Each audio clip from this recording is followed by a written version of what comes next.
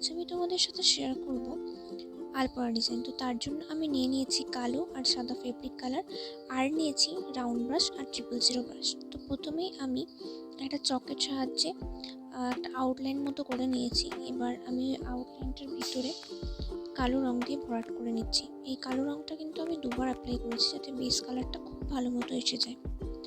আর base কালারটা ভালো হলে এর উপর আমি যে আলপনাটা আঁকবো সেটাও খুব সুন্দরভাবে দেখাবে, মানে ফুটবে জিনিসটা খুব সুন্দর। তো এরপর আমি সাদা ফেব্রিক কালার দিয়ে আলপনাটা ড্র করা শুরু করে দিয়েছি। তো আমি একটা ছোট্ট পদ্ম ফুল এঁকেছি, তার চারপাশ ঘিরে আমি আলপনাটা করছি।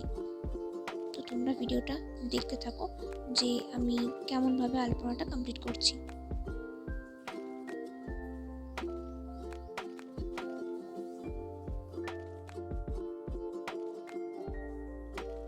তো এইভাবেই ধীরে ধীরে আমি আলপনাটাকে কমপ্লিট করে নিচ্ছি।